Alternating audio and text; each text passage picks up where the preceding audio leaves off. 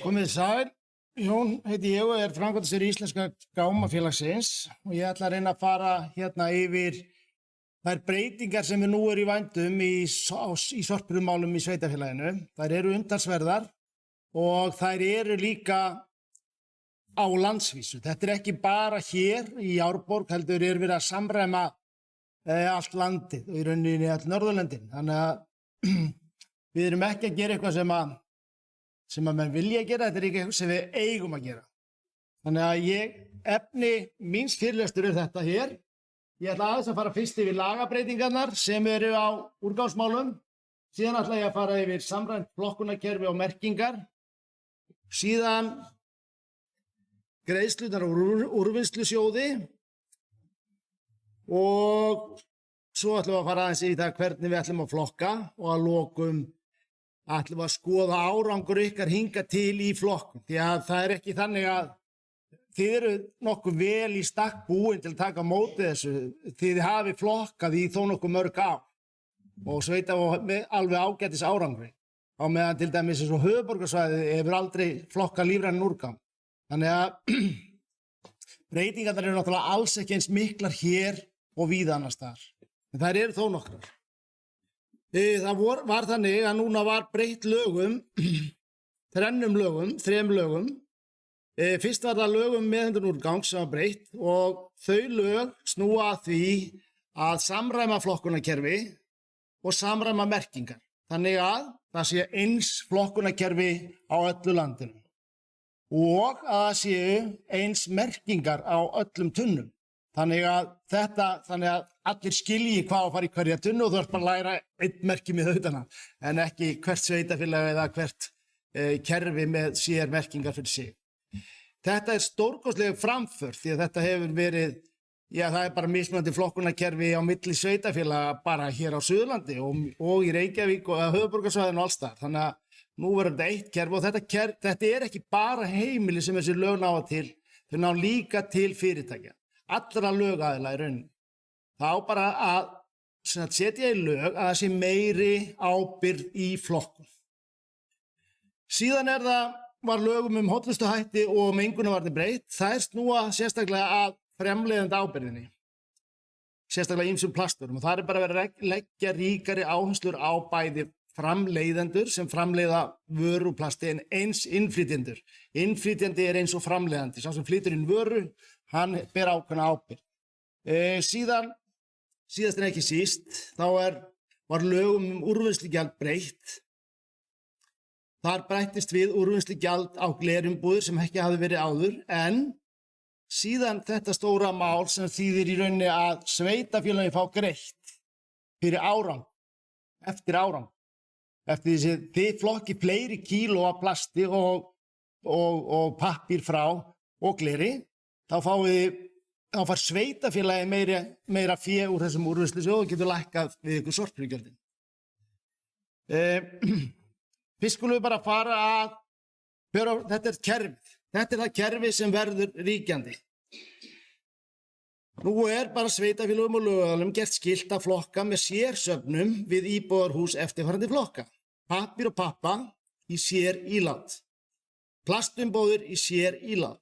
Lífrænn eldurskúrgangur í sér ílát og almennt sorp í sér ílát. Þetta þýðir í rauninni að það þurfa að vera einhvers konar 4 ílát við hvert heimili og íbúðum er í rauninni skylt að taka mark á þessu og setja í hvert flokk fyrir sig. Þið sjáu hérna merkingarnar sem eru framan á tunnunum. Litirnir á tunnunum skipta engu máli. Þær geta og víða, það eru bara merki, það eru bara límmiðarnir sem skipta máli en ekki litirnir á tunnunum. Og þær tunnur sem þið fáið núna, þær eru allar gráar. Sérsöfnun þýðir í rauninni það sem breytingin er hér, að þið máttuð setja í eina tunnu, pappír, pappa, plast og járn. Það má ekki lengur. Frá og með þessum degi sem að þessi söfnun byrja, sem held ég að sé 1. apríl, þetta er bara skell á. Ég get sagt ykkur að það er búið að setja saman hér yfir 2000 nýjar tunnur sem bíða bara eftir eigendum sínum hérna upp í Hrísmýri, þannig að þetta skellur á bara í næstu viku. Þetta þýðir að tunnan sem áður var blátunna hér, að hún bara verði skipt í þrennt. Ég var einmitt að taka til bara í eldhúsinnréttingunni hjá mér. Ég er bara búinn að gera taka sér skúffu undir 9 flokkana sem eru einmitt málmar og gler. En núna á ég að hafa pappír í sétunnu, plast í sétunnu og þeir síðan að fara með málmana í grendargáma. Og grendargámastöðvarnar eru hér 5 talsins. Þær eru 5, jú. Það eru ein í Tjarnarbyggð, ein í Stokkseyri, ein á Eyrarbakka og 2 hér á Selfossi. Þetta eru sömu grendastöður og við höfum verið að nota til þess að setja sem eru Sunnuleggjaskóla. Ég veit ekki hvað hinn er, ég fyrir alltaf þangað. Engjavin, já. Það hafa verið fyrir bylgjupappa og plast og annars lítið, það fellur út. Og þá var að setja þessi 3 flokkar sem eru nýjir sem koma hérna aðeins seinna í kynningunni. Eitt af því sem er bara mjög algengt að það sem fólk hefur mest á móti, það er að fá 4 tunnur. Grunnkerfið hér er 4 tunnur. Það er grunnkerfið.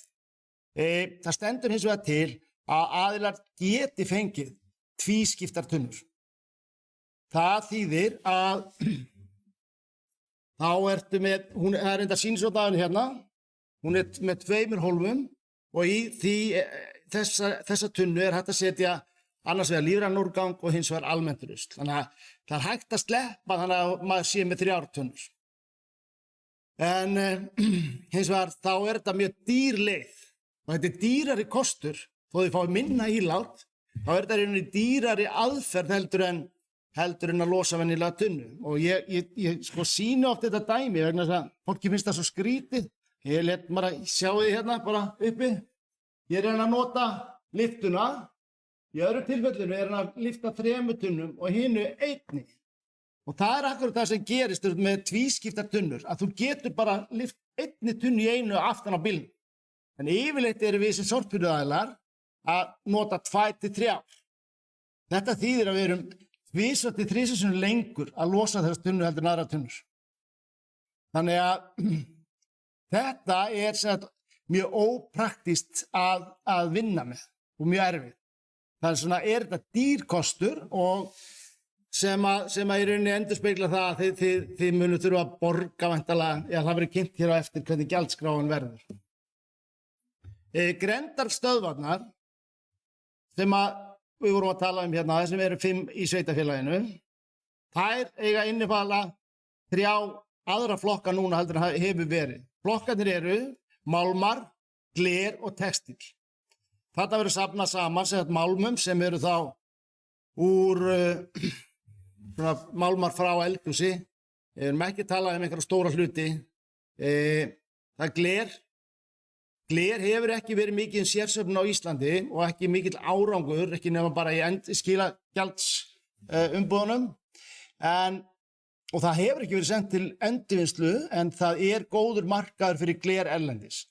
Og yfirleitt annars staðar í Evrópu, þar er gleri safnað í 2 flokka, það er að segja litað gler og glært gler. En hér verður þetta bara í 1 flokkur. Og þið þurfum bara að fara með og bara þegar þið farið með kryddstaukana eða hvað sem það er, þá bara muna að taka lokin af og fara með þessar grendastöðvar. Og fyrir þetta er fæst greitt úr úrvinnslusjóði. Því sem árangur næst meira, því held að séu 40 krónur á kílóið. Textíllinn hefur náttúrulega verið, hún hefur verið safnað á Rauða krossinum. Það hefur átt sér samtal við þá og athuga hvort að þeir vilji halda því áfram. Það vilja það mjög margir. En ég er ekki viss að þeir hafi í raun burði til að gera þetta. Þarna er verið að tala svolítið aðra vöru heldur en þeir hafa verið að sækjast eftir. Þeir hafa verið að sækjast eftir meira fötum og vörum sem geta í rauninni selt aftur. En þetta er í rauninni allur textíl. Þannig að það verður þarna 3. hólfið allavega hér í Árborg fyrir textílinn líka. Og málmandi farið það 3. Aðkoma úrvinnslusjóðs þannig að sveitarfélagið fær nú í fyrsta sinn sjálft greitt. Úrvinnslusjóður mjög flókið fyrirbæri. Þetta það þannig svo þið bara vitið að núna áramótin þegar þessi nýju lög tóku gildi þá hækkaði vöruverð út af þessum nýju lögum 1–3% vegna þess að verið að leggja aukagjald á alla vörur sem höfðu umbúðir úr plasti eða gleri á allar vörur og það fer síðan í sjóð. Úr þessum sjóði síðan greitt og þið sem sagt nú þurfa að borga fyrir í rauninni förgunna á þessu í búðinni þegar þið kaupi vörur. En það sem gerir síðan það að ef þeir sem eru duglegastir að flokka, þeir fá sem sveitarfélagið fær endurgreitt og á að niðurgreiða sorphirðugjöldin til jafns við það. Þannig að það borgað fyrir þær plastumbúðir sem safnast í plasttunnuna, það borgað fyrir hluta af pappír og pappatunnunni og gler í grenndargám. Og þetta eru umtalsverðir peningar. Þetta eru milli frá 150 upp í 350 krónur kílóið sem fæst greitt úr úrvinnslusjóði. Þannig að þetta á að hafa veruleg áhrif á sorphirðugjöld á næsta ári, náttúrulega ekki á þessu ári. Og enginn í rauninni að vita hver söfnun verður mikil og við höfum verið að giska á þetta náttúrulega og þykist nú svona vita nokkurn veginn hvað hægt að ná og ég get alveg fullyrt að þetta að í rauninni þegar lögin voru sett á þá byggust allir við að sorphirða myndi verða miklu dýrari fyrir vikið heldur hún hefur verið. En ég á von á því að ef að flokkun gengur vel þá mun hún líklega verða ódýrari eftir ár. Og það þannig í dag að sveitarfélögum þeir mega ekki nota þau verða að rukka alveg eins og hlutirnir kosta og þau verða að nota peningana sem að fást úr úrsöðu til þess að greiða niður þetta sorphirðugjald. Það engin undankoma þar. Þeir mega ekki nota því í annað málum.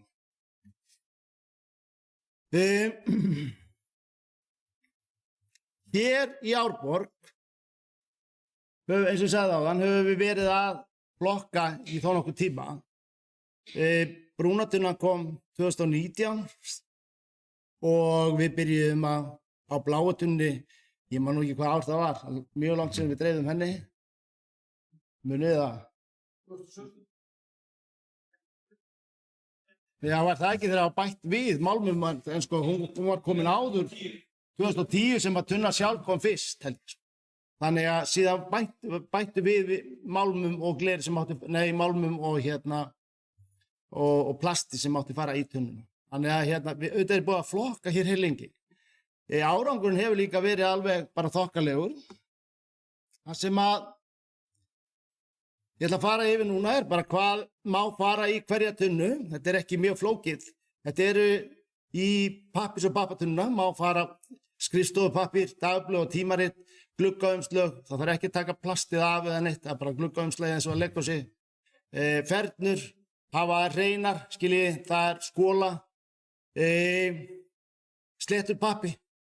Þetta það sem má fara í þessa tunnu og margir spyrja, það tvennt sem bara ég vil taka fram, það það að þið megið ekki setja vöruna í litaða poka. Aldrei, ef þið setjið á í poka, vil ég hafa þetta í poka, það má setja þetta laust í tunna. En ef þið viljið setja þetta í poka, þá verður hann að vera glær. Og ég get sagt ykkur ástæðuna líka, og ástæðan svo að öll varan sem við fáum frá okkur, allir þessi pappir og pappi, hann fer á færibönd hjá okkur og þar fólk að flokka.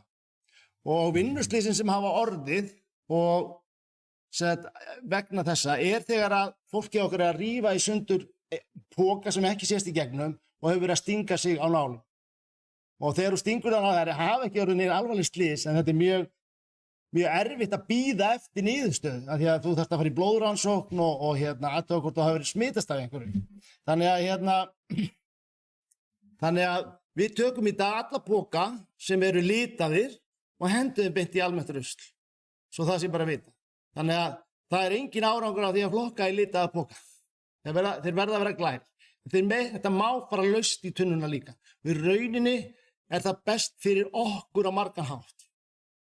Best að hafa þetta þannig að, en það líka að einu leyti það erfiðara og það blessaða rokið á Íslandi þegar þú ert að losa tunnuna. Þannig að það einhvern veginn ef ég segi hvað best að gera, þá er eflaust að nota pappabókana. Eru mjög, þá þarf ekki að loka þeim sérstaklega. Það hentar mjög vel, sem þessu í krónunni og annað slíkt. Nú, í plasttunnuna, þá fara allar plastumbúðir og annað plast. Plastumbúðir bara best lýst sem, þetta er fjölmennur flokkur, plast mjög misjafnt og þetta eru bakkar undan matvöru, mjúkt lita plast, pokar og annað plast. Ég meina, fólk ofta spögluð í hvað plast og ekki plast og besta svona grófa myndin svo að þú tekur snakkpokan víst og þú kreistir hann saman svona og ef hann fyrir sundur aftur, þá hann plast, ef hann fyrir ekki sundur, þá ál í honum. Þetta svona grófa myndin. Þetta ekki 100% rétt. Það aldrei hægt heldur að flokka alveg 100% rétt. Og við segjum oft látum náttúruna njóta vafa, skiljið. Þannig að flokkið frekar meira heldur en minna. Líka annað plast maður var í þessa tunnu. Annað plast þýðir í rauninni, til dæmis leikvöng, ef þau eru öllu plasti. En leiðu að koma eitthvað járn eða dótið, þá er náttúrulega ekki lengur plast. Og ef það er svona raftæki, þá náttúrulega eiga að fara í sem smærri raftæki. Þannig að þetta er nær eingöngu sett bara úr plasti náttúrulega. Og við viljum það eins og í öðru, það er fólk að vinna við þetta á færibandi, fer yfir þetta og það þarf að vera hreint, þokkalega hreint. Við erum ekki að tala um að setja þetta í uppstátavélina, en við erum að tala um samt að hafa þetta svona þokkalega hreint. Matvaran eða lífúrgangurinn eða matarleifarnar, þær hafa verið mjög auðveldar það er mjög auðveld flokkun í rauninni. Þarna fara ávextir, grænmeti, brauð, egg, eggjaskurn, kjöt, fiskur, tepokar, kaffikorkur, hrísgrjón. Þetta er bara það sem matarleifar. En það má líka fara með tissjúði sem verið að nota í eldhúsinu. Það fyrir hann í þennan sama dall. Og mikið spurt bein. Bein eru þannig að það er æskilegt í dag líklega að stærstu beinin, það er leggirnir séu ekki að fara með, en kjúklingar, hryggur jafnvel, það er allt í lagi að láta hann fara, skilur í þessu tunnu, en leggirnir jarðgerast ekkert, þeir verða bara hvítir og fallegir, það er eina sem gerist, en þeir eyðileggja held ég ekki neitt, það er þannig að jarðgerin hefur átt sér stað hér upp í Hrísmýri hjá okkur síðustu ár og við hefum jarðgert hér, því er hægt núna og við förum með allan lífrænan úrgang til Reykjavíkur til Gæju í jarðgerastöðina þar. Og Gæja vill ekki hafa, ef ekki segja, of mikið af maíspokum í moltin, af því að það fer illa með tækinir. Þannig að það getur verið, það er ekkert orðið ljóst, en ég veit að þannig er það í Reykjavík og höfuðborgarsvæðinu að þegar að söfnunin hefst þar á lífrænum úrgangi, þá verða menn að nota bréfpoka. Og það náttúrulega dálítið svona að setja blautan lífrænan úrgang í bréfpoka. Við þurfum kannski að ræða það mikið hvernig það skiljið. Þannig að það er ekkert mjög sniðugt, skiljið. En það er náttúrulega að mörguleyti betra fyrir jarðgerina. En við höfum verið að fara með okkar úrgang til þeirra í nokkur pröfuskipti og þeir hafa aldrei kvartað yfir þeim maíspokum sem eru hér hjá okkur og hafa talið þennan bara við hefum ekki mjög góða í sinni rauninni niðurstöðu á því hráefni sem þeir hafa verið að fá. Þannig ég á ekki vona á að þeir krefjist þess að þetta sé gert hérna allavega ekki bili vegna þess að þetta er svo lítið magn í heildina með við það sem er að koma í þessa verksmiðju á höfuðborgarsvæðinu. Ég býst við því. Við höfum síðan gefið út flokkunartöflur, þær eru á netinu. Flokkunartöflunar eru þessar 3 og þær eru á 3 tungumálum líka. Þær eru á íslensku, ensku og pólsku. Og það er þetta nálgast þær á heimasíðunni. Það komu ábendingar í gær það. Við myndum líklega, það verður líklega prentaðar út og hafðar einhvers staðar líka til þess að fólk geti fengið þær afhendar. En það er verið að gefa út bækling líka. Þessar töflur í bæklinginu. Þær eru líka í bæklinginu. Þannig að honum dreift eða hvað? Honum dreift til allra, þannig að þá fá nú allir þessar flokkunartöflur í þessum bæklingi.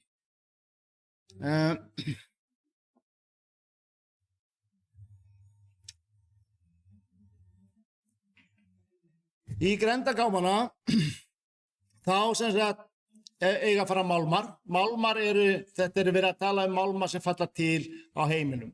Þetta eru niðursöðudósir, krukkulok, spritt, koppar og annað svona léttmeti. Þannig að þetta á bara að safnast saman og fara með í þessa grendarstöðvar sem eru allavega 2 hér á Selfossi og eins og segi út í Tjarnarbyggð og síðan Stokkseyri og Eyrarbakka. Glerið, allt gler sem án skilagjalds, það er svo sem ekkert að mála vera með skilagjaldi líka, en þetta eru glerkrukkur og glerflöskur í öllum litum og stærðum og gerðum. Límmiðar á gleri það eru sko nokkrar tegundir af límmiðum sem bara fara ekkert af sko og þá fara það ekki af, skiljið. Það er ekki verið að ætlast til þess að menn sé að hita þetta upp og ná þess af þannig. En sumir eru bara auðvelt að taka af og bara rífur og þá nærðu mestu af, þá er það æskilegt. En annars hefur þetta ekki áhrif á heildina. Það er, eins og ég sagði áðan, gler hefur ekki verið endurnýtt á Íslandi, en það eru margar hugmyndir upp það að reyna að endurnýta það hér. Við til dæmis höfum í hyggju að gera tilraun hjá okkur sem í rauninni mjög einföld. Það er að segja að taka þetta gler og setja það í svokallaðan kastbrjót eða svona brjót sem brýtur grjót í raunverulega og náði í ákveðna svona stærð, kornastærð og í rauninni nota þessa glerkurl ýmist sem undirlag fyrir malbik eða í rauninni líka hægt að nota það í steypu til að steypa svona legokubba, svona steypta kubba sem að steypustöðvarnar hafa verið að selja. Þá ertu komið með í raunverulega endurvinnslu á glerinu. Við vitum ekki hvort það kemur til með að virka, en við ætlum þetta að prófa og við hvetjum, ef fólk hefur hugmyndir, það er eitt af því sem við viljum líka, að allt þetta sem við erum að gera, þessi hráefni sem að koma, þessi hreinu straumar, þeir að búa til vinnu. Og það er raunverulegt. Það hefur margt sprottið út einmitt af svona, bara þegar menn fara að flokka og hafa allt í einu hráefni, þá finna þeir einhverja leið til þess að búa til eitthvað, staðan fyrir að setja þetta í jörðina. Hér síðan textíllinn, það er bara fatnaður, lín og efnisbútar, þetta fer bara hreint og beint. Auðvitað erum við ekki farið endilega með þetta í Rauða krossinn, skiljið, þegar þeir taka við og kannski koma þeir með til að við lengi taka þetta af þeim, en ég held að þeir hafi allavega, eins og við vitum, þá hafa þeir ekki aðbúnað til að taka við þessu efni og vilja, eins og ég sagði áðan, bara aðalega fatna. Síðan er það kannski hér aðeins að tala um það hvernig ykkur hefur gengið. Það er þannig, þetta er heimili í Árborg. Þetta eru flokkunartölur frá heimilum í Árborg. 54% af öllum úrgangi sem hefur komið frá heimilum hefur farið í orkunýtingu, 22% hefur farið í endurvinnslu og 24% í moltugerð. Eða sem þetta orðið að lífrænum massa. Þannig að árangurinn nokkuð góður og eitt sem að náttúrulega Árborg og sveitarfélög hér á Suðurlandi hafa umfram mörg önnur að það fer ekkert af þessum heimilisúrgangi til urðunar. Það fer ekkert í urðun. Það sem að fer í almennutununa, 54%, það fer til nýtingar, orkunýtingar í Danmörku. Og á síðasta ári fóru 1194 tonn af úrgangi frá Árborg til til Danmerkur í brennslu og það dugaði 212 heimilum til framleiðslu á rafmagni og hita. Og í Evrópu er raunverulegur skortur á orkugjöfum. Þannig að við erum í rauninni með mjög dýrmætt efni í dag. Það vantar í dag í markaðin í Evrópu 5,1 milljón tonna til þess að uppfylla sorpbrennslur í Evrópu. Af því að það er náttúrulega stríð í Úkraínu og það er gasleiðslan biluð og þannig að það eru raunverulega þörf fyrir þessa hluti. Þannig að sem betur fer, og eitt af því sem við viljum náttúrulega höfum farið í baráttu hér bara sem fyrirtæki að við viljum það við hættum að urða. Og fyrirkomið langlegin náttúrulega við hér í þessu sveitafélögum hér. Og þetta ekki náttúra sem við viljum sjá. En vitið það, ef við fáum plastpoka í náttúruna, þá hann þarna í 500 ár. Og þetta dálítið óhugnulegt að hugsa til þess að plast rétt rúmlega 100 ára gömul vara. Og ef þið bara keyrið ég var að keyra Ítalíu bara fyrir viku síðan, það bara allt morandi í plasti, sko. Þess vegna svo mikilvægt að hætta þessu. Því að við munum eyðileggja náttúruna. Þetta raunveruleg vá fyrir dyrum. Þess vegna þetta mikilvægt sem við erum að gera. Stundum sagt að Ísland sé, svo fámenn, þetta skiptir ekki máli. Skulum ekki gleyma því að við erum eyðslu mikil þjóð. Þannig að í rauninni ef við tökum fjölda, við erum alltaf að tala að við séum svo öflug með við fólksfjölda, við erum líka öflug í þessu með við fólksfjölda. Við erum nefnilega, ef við umreiknum okkur þessi 300.000 hræður sem rúmlega sem búa hérna yfir í meðal eyðslu í heiminum, þá erum við 2,7 milljónir. Við erum að eyða eins og meðal 2,7 milljónir menna þjóð. Það dálítið merkilegt, Þannig að við þurfum að taka til í okkar ranni. Því að, eins og ég segi, mér finnst þetta svo merkilegt líka vegna þess að við lifum á landinu okkar. Við lifum á landinu okkar, samt erum við að urða ennþá. Það bara skelfilegt að hugsa til þess, finnst mér. Þetta hins vegar það sem við hjá Íslenska Gámafélaginu fluttum út á síðasta ári 19.760 tonn af almennum úrgangi sem annars hefði farið í urðun. Þetta óheyrlegt magn. Frá okkur að fara alltaf 40, af þessum úrgangi að fara 15 gámar á viku, 15-40 þetta gámar fullir af rusli til Danmörku til brennslu. Þannig að eyðslan á Íslandi gigantísk. En sem betur fer, þetta nefnilega næst versti kosturinn. Það heila málið. Það verst að urða, næst verst að breyta þessu í orku, en það langt best að reyna að endurnýta hlutina. Og þess vegna flokkur svo mikilvæg, því þá náum við raunverulega verðmætum í hráefni. Pappír og pappi, við fluttum út á síðasta ári 10.200 tonn af pappír og pappa og af plasti reyndar einungis 670 tonn. Ástæðan fyrir því að við fluttum eins og lítið af plasta síðasta ári vegna þess að ég veit ekki hvort þið munið eftir því að kom mál upp þar sem að plastfundurinn mikli í Svíþjóð held ég að hafa verið nefnt.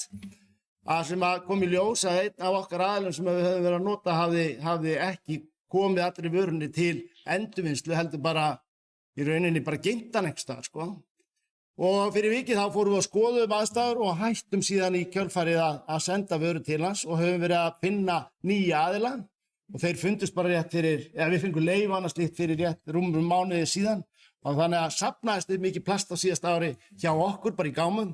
Og nú erum við að flytja allt út og við komið til endurvinnslu í Svíþjóð. Þannig að allur ykkar úrgangur sem í pappírstunni og plastunni og núna í bláutunni fer í gegnum þessa línu. Hún þarna fer allt hráefni og þarna bylgjupappi tekinn frá, fernur teknar í burtu, annar pappi, málmar teknir út og annað slíkt. Þannig að í gegnum þessa línu fara 6 tonn á klukkstund og þarna starfa inni 10 mann cirka, nei, það eru 8 starfsmenn og með þessu næst bara miklu betra hráefni til að selja. Það nefnilega þannig að þegar menn segja að við séum að setja í sömu hóluna, það var alltaf bestu rökin einföld, þau eru fjárhagsleg.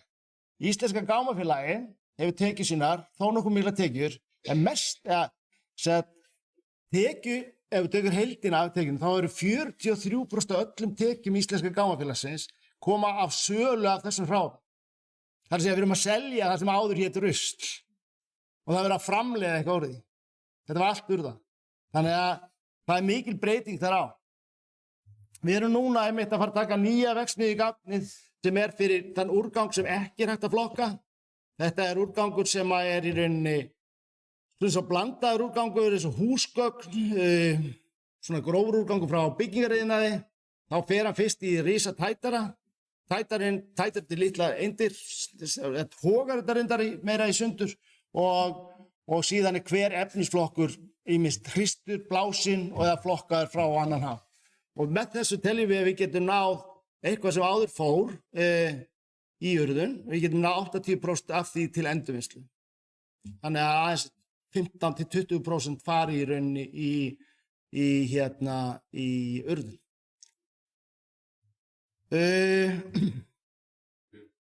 Að lokum það sem við erum að gera í rauninni það að við erum að reyna hringrásarhagkerfi, það er alltaf að tala um það hringrásarhagkerfi. Það þýðir í rauninni bara það að við erum að reyna að koma vörunni aftur inn í hringrásina. Þannig að hún sé ekki að fara út úr og vera, þið sjáu þetta bara það sem urða, það út úr og inni bara. Haugar á Íslandi eru þannig, ef þú setur eitthvað í jörðina, það bara þar. Það gerist ekki neitt. Við fórum í herferð, við skoðum þetta, þið getur skoðað á YouTube held ég, Magnús Hlynur tók einmitt viðtal við mig, sem við fórum og grófum hólu, hér upp í Hrísmýri, 25 ára gamlan haug. Við náðum í buxur, þær voru alveg svo nýjar. Við tókum Morgunblaðið og við lásum það. Gerðist ekki neitt. Það bara gerðist ekki neitt. Þannig að það sem þið setjum í jörðina, landið þar er ónýtt. Og þetta ef við hugsum út í þetta. Það Glerárdalur fyrir norðan, það Gufunes, það Álfsnes, það fullt af svona stöðum. Hver vildi ekki hafa þetta sem byggingarland í dag? Það miklu peningar í því.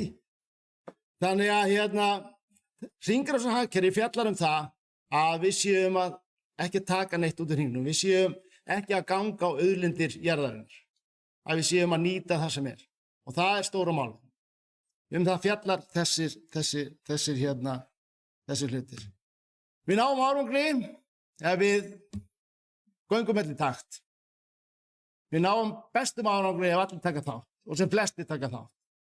Því miður þá það stundum svona, eins og við sjáum þennan, hann er ekki alveg í takt við alla hina og þá verður þetta árangur. Hann dregst svolítið aftur úr öllum öðrum. Og við verðum eiginlega að fá svolítið bara fólki okkar til þess að taka þátt. Ég held einhvern veginn, við höfum farið með svona fyrirlestra síðan 2008 held ég, sem við vorum að byrja að predika. Þá voru eiginlega allir á móti þessum. Nú allir með. Við vitum þetta orðið raunverulegt. Og núna höfum við líka lögin með okkur. Þannig að ég vona bara að taki vel í þetta. Ég veit að það er fullt af vandamálum sem er eftir að koma upp. Við komum til með að svara ykkur hér á eftir varðandi þau. Sjálfur var ég að byggja hér út í Starmóa. Segi þetta nú ofta því að já, þekki þessu lög betur heldur nokkur annar maður, held ég. Og ég byggði með tunnuskýli og ég byggði með tunnuskýli fyrir 3 tunnur. Þannig að ég þarf að bæta við. En fyrst ég hafði efnaði að byggja mér einbýlishús, þá verði ég bara að bíta í það súra og bæta við.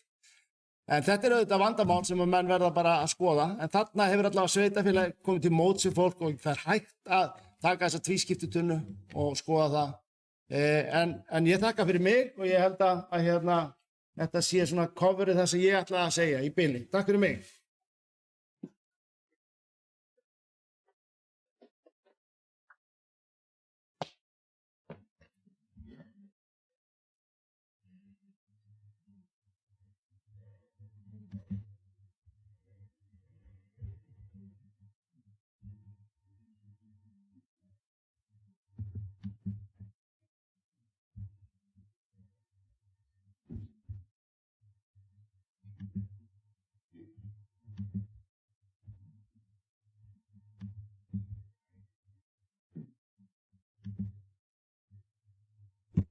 Með sæl, öllsömmul, gaman að sjá okkur í kvöld.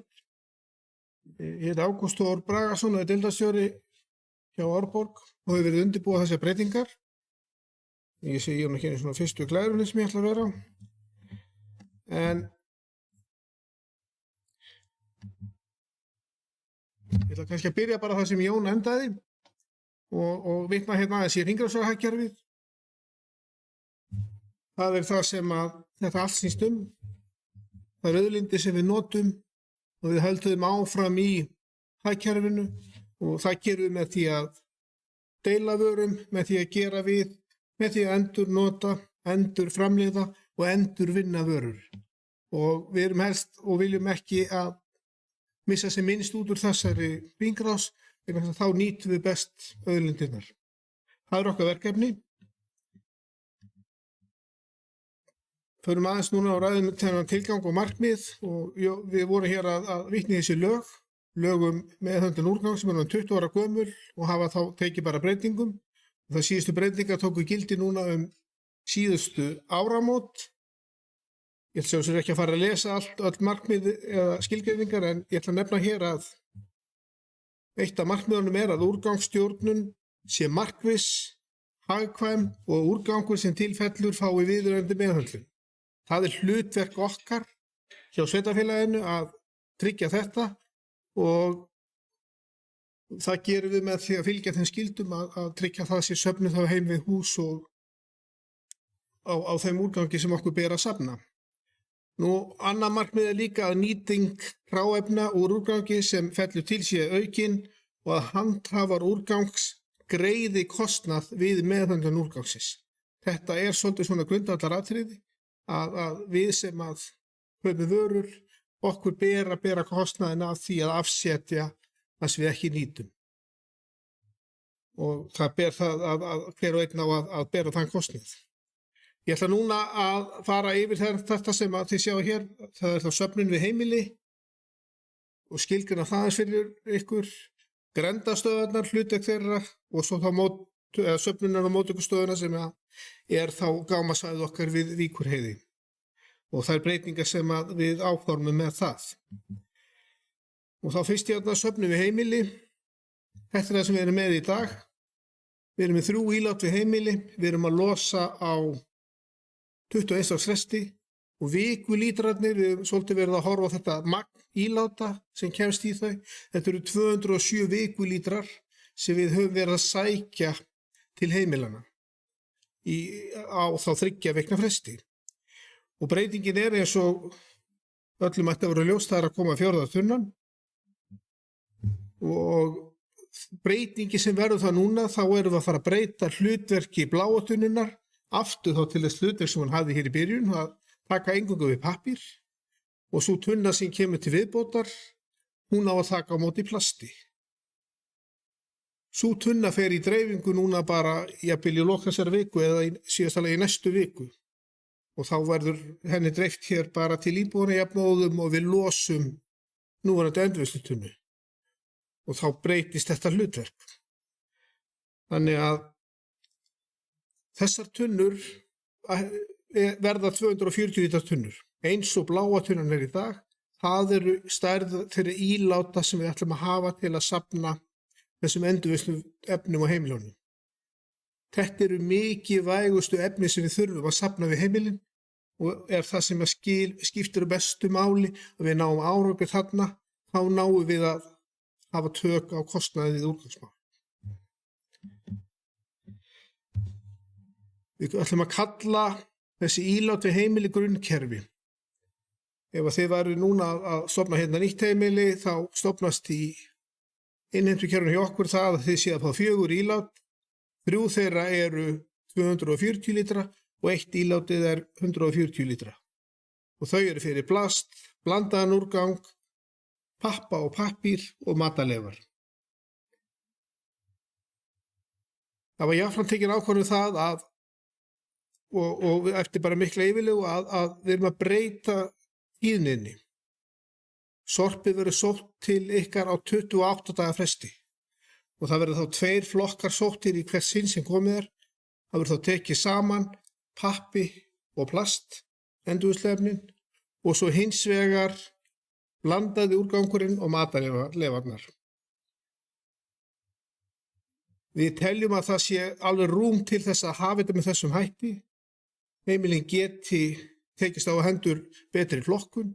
Þau geta fengið aukin ílát ef að þær aðstæður eru, en þau geta líka sótt að vera með minni ílát þannig að þau séu þá að borga minna ef það á við. Þessi 4 ílát í grunnkerfinu í dag verða 216 vikulítrar. Ég tala áður 207, þannig að við erum í reynd að koma með aukið magn við heimilin til söfnunar. En á sama hátt þá erum við líka að opna það að menn geti fengið fleiri ílát, sem sagt minnkað ílátin með öðrum hætti og ég kem inn á það betur núna eftir. Nú veit ég ekki að það taka að sjá.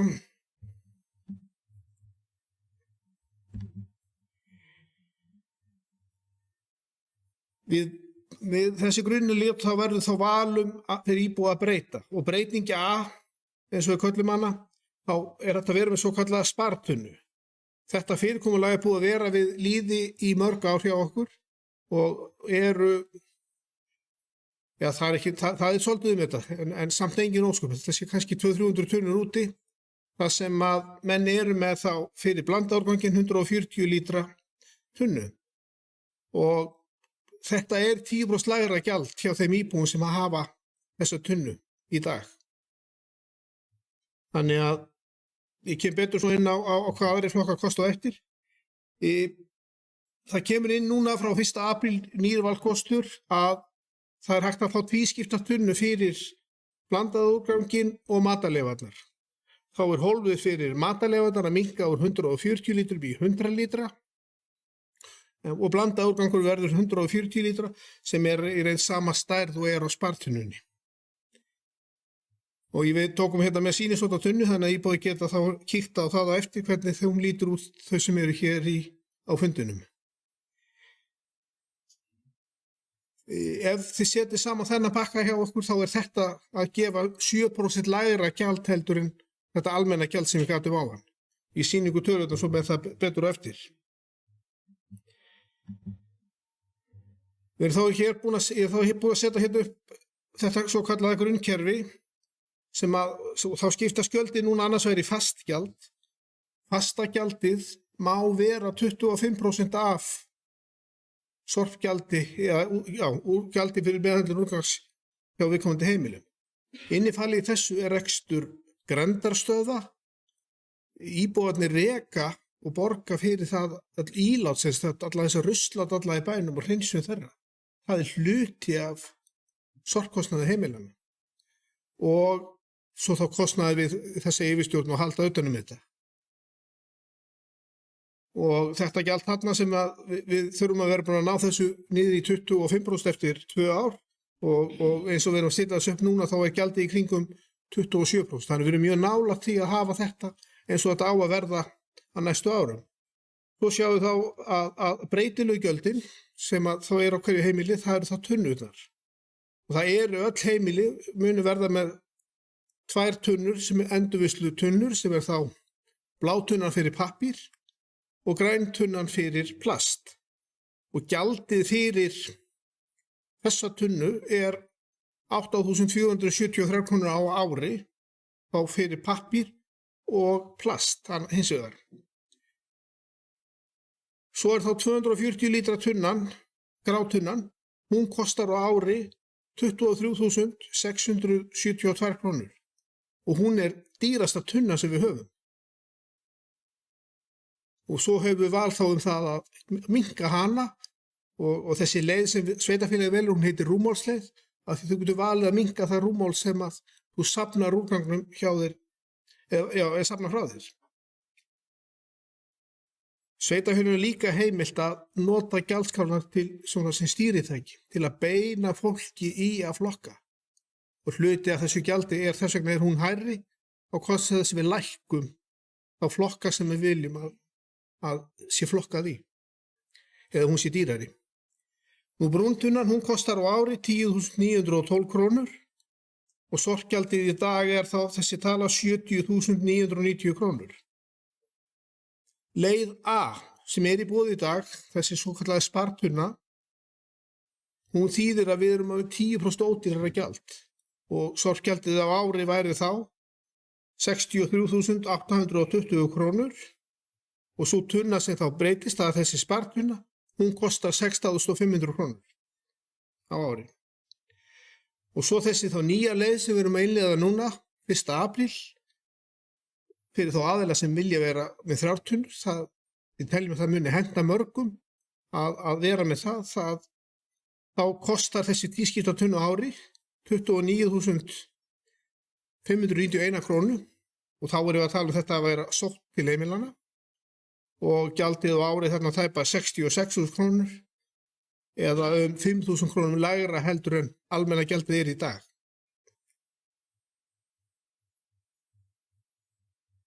Ég held svona ég vona að þetta svolítið skýri sig en þetta val íbúanna, þessi leið A og leið B og við erum svo að skoða fleiri leiðir sem ég mun kannski aðeins koma betur inn á eftir sem gætu verið valkostir í framtíðinni að því við lítum svo á að þetta sé í þróun og muni þróast áfram. Sorptunnurnar, þær eru eign íbúanna og í dag eru íbúanir að kaupa öll ílát sem að þeir hafa við heimilin, öll í heimili kaupa ílát og ef að ílát skemmist einhverjum vegna þá er verið að kaupa ílát í stað þeirra og greiða fyrir það. Þessi nýja tunna, plasttunnan, hún er innifalin í sorpgjaldi ársins. Þannig íbúanir greiða ekki fyrir hana, hún er sköffuð til allra sem hafa fengið álagt sorpgjald á árinu 2023. En ég er hérna með bara þá lista yfir hvað ílátin kosta og ef að íbúa fari í það að skipta út og vilja fara í að hafa 3 tunnur og sjáum við hér að tvískipta tunnan hún kostar 18.730 krónur og sveitarfélagið tekur upp í eldri tunnunar og þá er þá bara miðað við aldur þeirra tunnu og hún er þá afskurðið á 10 árum. Þannig að 5 ára gömul tunna 240 lítra tunna sem kostar 14 krónur í dag, hún væri þá tekin upp í á 7 krónur upp í verðið á hinni tunni. Þannig að og svo ætlum við þá að bjóða upp á það líka á gammalsvæðinu að íbúi geta keypt notaðar tunnur. Af því að sjálfsög höfum við ekkert að gera með að safna tunnum en það verður bara valkvætt hjá okkur að kaupa notaðar tunnur eftir því sem þær eru til og þær fást á hálfverði þar. 50% kostnaði nýra tunnum. Þannig að bara svo að þetta sé sagt og þessar glærur koma svo inn á netið og íbúi geta séð það betur þar og hort á hvað verður. Það sem er breyting líka hjá okkur að við höfum lengi haft í gjaldskrá 15 metra reglu að það þurfa að staðsetja ílátin skemur en 15 metra frá götu. Við breytum aðeins orðalaguna þessu núna og tölum 15 metra frá söfnunarleið. Þetta er hvar sorpbílarnir, þetta eru stóri bílar, hvar geta þeir farið og þetta snýr líka svolítið að dreifbílur þar sem aðstæður eru misjafnar að við erum að gera kröfu til þess að staðsetning íláta sé næst þeirri leið sem að bílinn á sem best með að fara Þetta munum við bara eiga samtal við komandi aðila og íbúa það sem þetta á við og hvetja þá til þess að gera breytingar og þeir fá bara aðlögunar tíma til að bregðast þessu. Ég vil líka bara vekja athygli á því að við seljum á gámasvæðinu tunnufestingar til að festa ef að það mennir með lausa tunnur og það er líka hægt að fá teygjur, svona lokteygjur. Þannig að það er ýmist hægt að fá hjá okkur og við seljum líka lok og aðra hluti sem vantar. Ég gat þess að við varum að skoða fleiri möguleika líka á gjaldskránni sem að við segjum að sé alltaf í þróun. Við munum skoða það núna og það kemur þá inn næstu áramót að íbúar í samleikjandi húsum geti kannski valið að í staðins að þeir fara að kaupa minni ílát að þeir bara deili tunnum. Í staðins að þeir samleikjandi hús með 8 tunnur þá getur þau kannski samanast að vera með 6 eða 4 tunnur. Og okkur finnst þetta svona að vera ákveðið sengjandismál bara til að nýta betur rými og pláss og við stefnum að því að vera búin að setja þetta fram fyrir næsta ára að íbúar geti valið þessa leið. Íbúar í fjölbýli þar verður breytingu næsta áramót líka að þeir muni greiða eftir eignarhluta í fjölbýli og þessi aðferð er notuð orðið víðast hvar, það er ekki kannski sanngjarnt að stóru íbúðirnar borgi jafn mikið og litlu, þannig að það er verið að fara að deila sorpgjaldinu innan fjölbýlishúsa eftir eignarhluta. Þannig að það verður svolítil breytinga þar. Það er heimilt og sérstaklega tekið á því lögum að það sé heimilt að gera samninga heimajargerð og það var svona kannski meira rætt dreifbýli en samt teljum við að það sé opið á það að sveitarfélagið geti sett reglur þetta og við erum að skoða það að setja reglur að þeir sem þess óska geti gert samning það að þeir sem er heimajargerð og geti þá hugsaðlega verið sleppt því að vera með brúntunna. Þetta á eftir að útfæra og við þurfum, það er líka eitt að því sem fram kemur í lögunum, við þurfum að gera grein fyrir að þessi úrgangur, hann sé eitthvað magn og við þurfum að finna með hvaða hætti ætlum að meta þetta inn í úrgangstölu sveitarfélagsins. Þannig að það eru svona nokkrar spurningar sem við teljum að sjá og svaraði þessu og munum skoða það. Og svo þá þessi 15 metra leið sem ég gat áðan, sem er þá 15 metrar frá söfnarleið sorpbíls. Nú grendastöðarnar, þetta er bara mynd af grendastöð hjá okkur sem er niður á Eyrarbakka. Við erum að breyta hlutverki grendastöðarna. Við munum alltaf safna þar eins og fram með komið gleri og það er safna gleri í dag, textíl og málmum. Í dag er verið að safna þetta viðbót við bláu tunnuna en nú erum við komin með 2 tunnur við heimili þannig að við teljum að það sé orðið meira rými þar og kannski eðlilegt að grendastöðarna þá taki þá við nýju hlutverki. Þannig að núna leið og við erum búin að innleiða þessar nýju tunnur og þær eru komna til allra, þá munum við breyta merkingum á grendastöðunum og færa þær í þetta nýja hlutverk.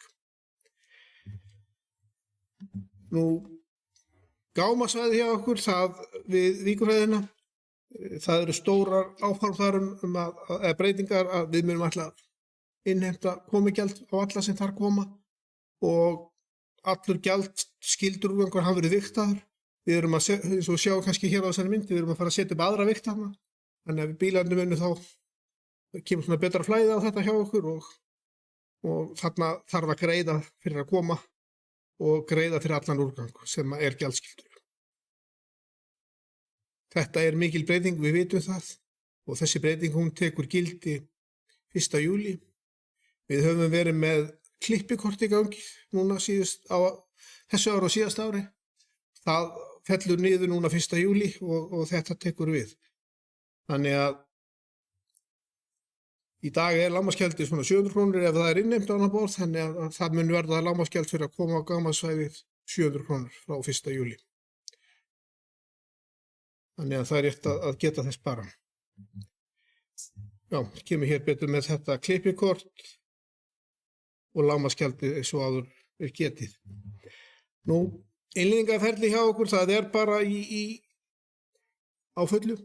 Umhverfisnefndin afgreiddi breytingatillögur núna í lok febrúar.